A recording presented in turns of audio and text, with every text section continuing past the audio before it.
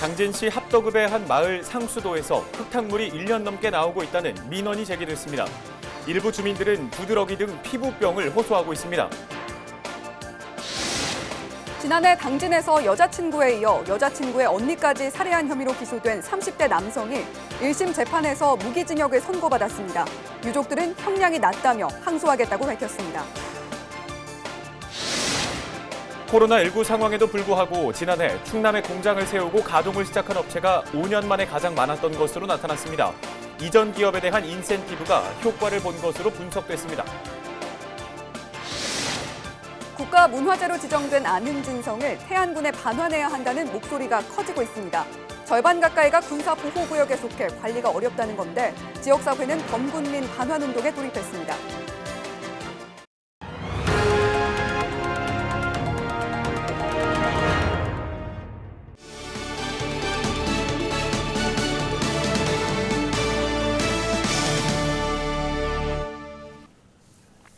시청자 여러분 안녕하십니까? 헬로티비 뉴스입니다. 첫 소식입니다.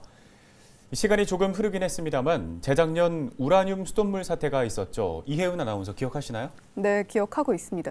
먹는 물에서 기준치 이상의 우라늄이 검출돼서 지역이 발칵 뒤집혔던 사건이었죠. 네, 그렇습니다. 그런데 최근 또다시 먹는 물에 문제가 발생하면서 논란이 일고 있다고 하는데요. 어떤 문제인지 궁금한데요. 심각한 문제입니까? 네, 당진의 한 마을 상수도에서 1년 넘게 흙탕물이 나오고 있다고 합니다. 일부 주민들은 심지어 피부병까지 호소를 하고 있다고 해요. 네, 어떻게 된 일인지 궁금하신 분들 많을 텐데요. 김단배 기자가 마을 주민들을 직접 만나봤습니다.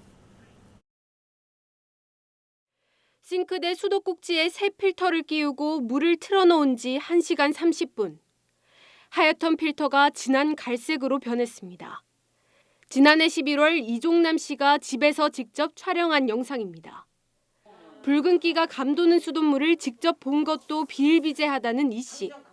타지에서 대학을 다니던 아들이 집에만 오면 가려움증을 호소했다고 말합니다. 집에만 오면은 씻고 나면은 막 가려워가지고 애가 막 잠을 못 자는 거예요. 그래서는 피부과를 몇 번을 데리고 왔어요. 집에서 이제 학교로 가기 때문에 학교로 청양을 가잖아요. 그쪽 가면 아무 이상이 없는 거예요. 그래서 나중에 이제 아무래도 수상하다. 그래서는 이제 우리 큰애가 그러더라고요. 아빠 이거 물 때문에 그런 것 같다. 그래서 이 필터를 있잖아요. 필터를 한번 사가지고 한번 달아보자. 그래서 달았는데 그때부터 이상이 없는 거예요. 이게 그 대신에 이 필터가 막 새까만 거예요. 이게.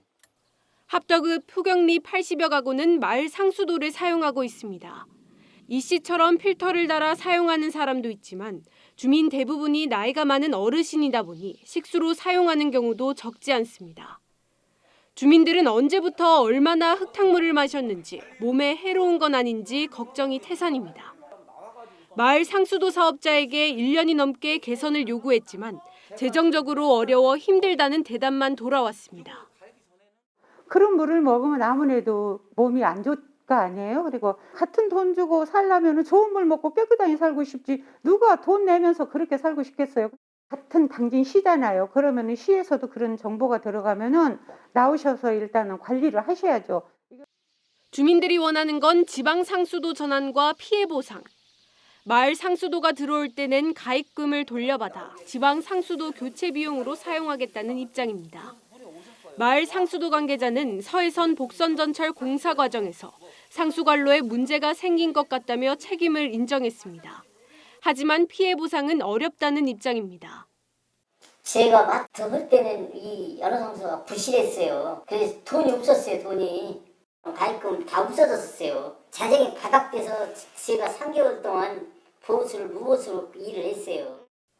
당진시는 뒤늦게 대책 마련에 나섰습니다. 마을 상수도 사업자에게 공문을 보내는 한편 지방 상수도로 교체할 수 있도록 주민 설명회를 열겠다고 밝혔습니다. 먹는 물에 대한 우려가 커지고 있는 가운데 주민들은 불안한 하루하루를 보내고 있습니다. 헬로티비 뉴스 김담희입니다. 다음 소식입니다. 당진에서 80대 코로나19 확진자가 숨졌습니다.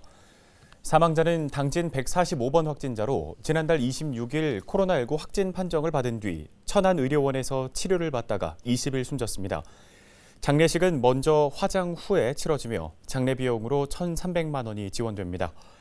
이에 따라 충남도 내 코로나19 누적 사망자는 모두 31명으로 늘었습니다. 코로나19 상황에도 불구하고 충남에 새로 자리를 잡은 기업들이 증가한 것으로 나타났습니다.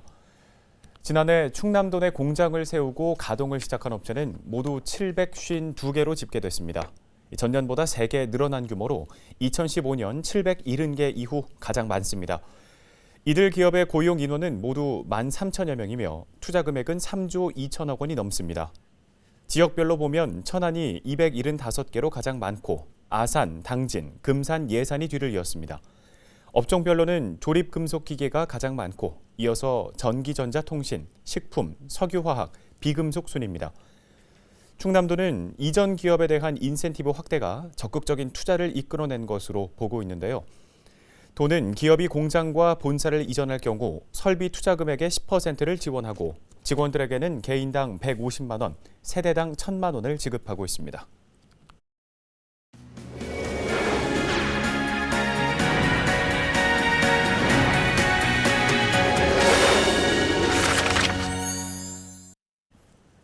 지난해 당진에서 자신의 여자친구에 이어 여자친구의 언니까지 살해한 남성에게 1심 재판부가 무기징역을 선고했습니다.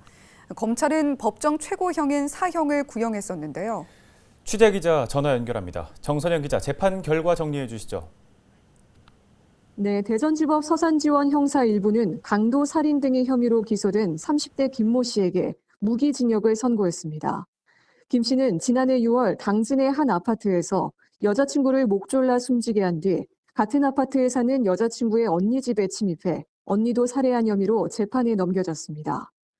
이후 김 씨는 언니의 차를 훔쳐 울산으로 내려갔다가 교통사고를 내고 도주했는데요. 또 피해자의 신용카드로 돈을 인출하고 여자친구의 휴대전화로 가족과 지인에게 메시지를 보내는 등 범행을 은폐하기도 했습니다. 1심 재판부는 이 같은 공소 사실을 모두 유죄로 판단했습니다.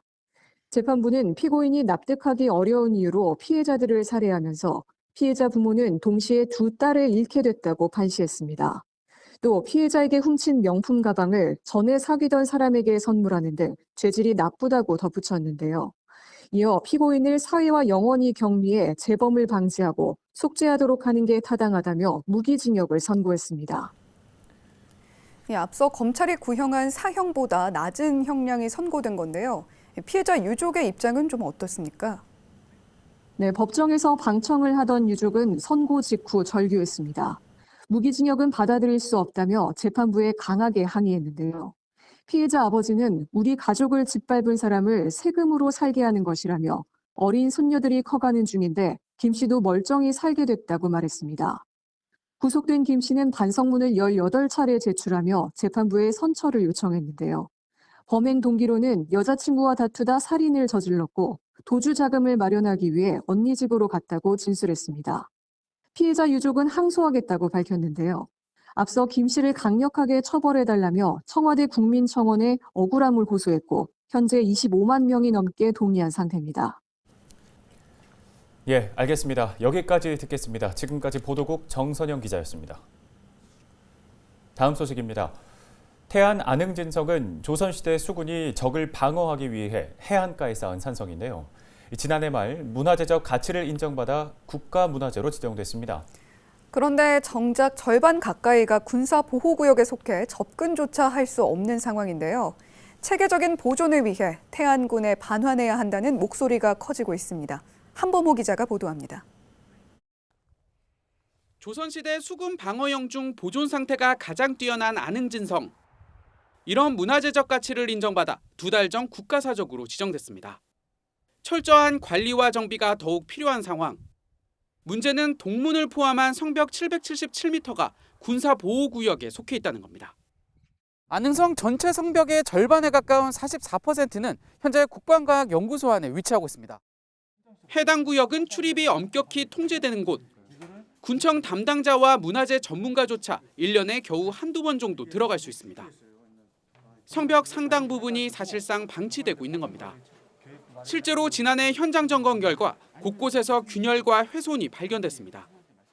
나무라든가 이런 게 자생을 하게 되고 그 뿌리로 인해서 이제 성벽이 훼손되는 구간들이 많이 발생하고 또 풍화작용이나 이런 거에 의해서 비바람에 의해서 이제 성벽도 이제 훼손 구간이 많이 발생하는. 상황이 이렇자 안흥진성 반환을 촉구하는 움직임이 일고 있습니다. 역사적 교육적 가치는 물론 관광 자원으로도 활용할 수 있는 만큼 지역 발전을 위해 반드시 반환돼야 한다는 주장입니다. 이를 위한 민간 주도의 범군민 추진위원회도 정식 출범을 앞두고 있습니다. 관광 상품으로 또 이제 그것도 역사적으로 또 이제 보관 가치가 있기 때문에 사적으로 지정돼 있기 때문에 그건 반드시 반환돼야 한다고 생각하거든요. 그래서 우리는 추진위를 구성해서 아주 강력히 투쟁할 겁니다. 태안군도 최근 여당과 국방부가 군사시설 규제 완화 대책을 추진하기로 발표한 만큼 지속적으로 보호구역 해제를 건의할 계획입니다. 그 아름답다라고 하는 안흥진성에 가서 실질적으로 그것을 보고 느끼고 우리 문화재를 확인해야 하는데 이제는 시대에 맞게, 시대 상황에 맞게 우리 군민들에게 또는 국민들에게 안흥성을 되돌려 달라라고 하는 것이고요. 지역사회가 본격적인 반환운동에 돌입한 가운데 45년 동안 철조망에 가로막힌 안흥진성이 주민 품에 돌아올 수 있을지 관심이 모아집니다. 헬로티비 뉴스 한보호입니다.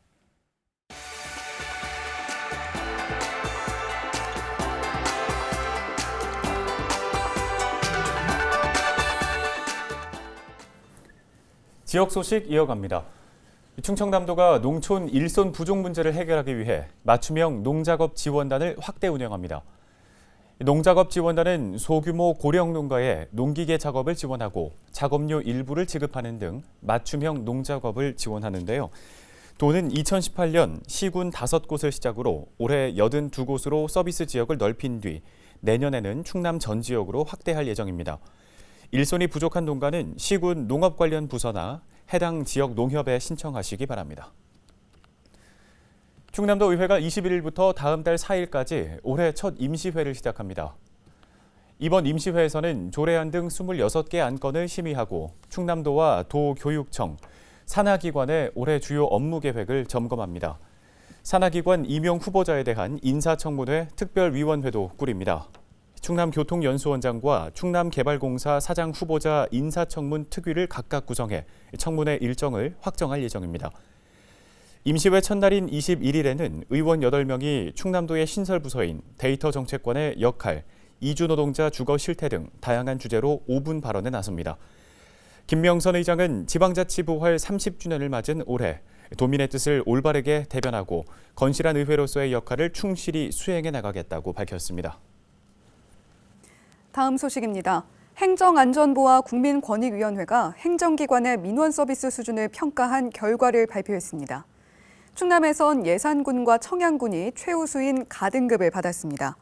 이어 나등급에는 충청남도가, 다등급에는 충청남도 교육청과 당진시, 홍성군이 각각 이름을 올렸습니다.